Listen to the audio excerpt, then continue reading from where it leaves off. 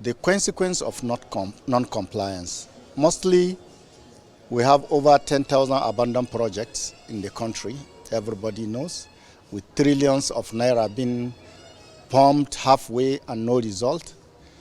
If you travel by road, you see the consequence of our roads because people are not complying with the law. If you go to the hospitals, you know the consequence of non-compliance because services are never delivered to Nigerians. The workshop seeks to address identified gaps between legislations and executions, as non-compliance to legislations has over time led to inefficiency and failure to provide Nigerians with needed services.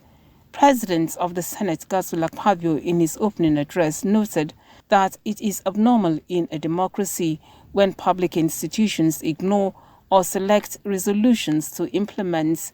Why do resolutions passed by the National Assembly sit dormant in the files of ministries unattended to?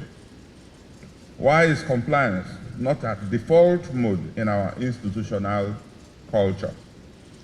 This workshop must provide answers to these. The theme of the workshop is consolidating strategies for strengthening legislative compliance by identifying challenges, understanding the consequence, and developing solutions.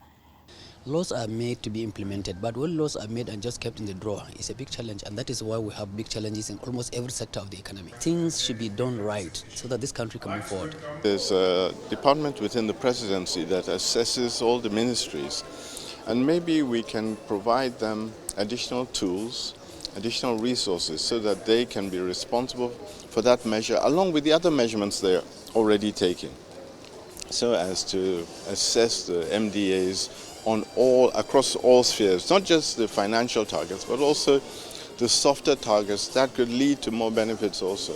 Participants were positive on expected impact.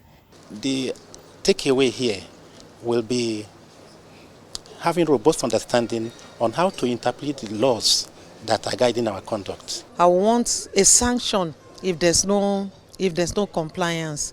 That will make everybody to sit up and do their job rightfully.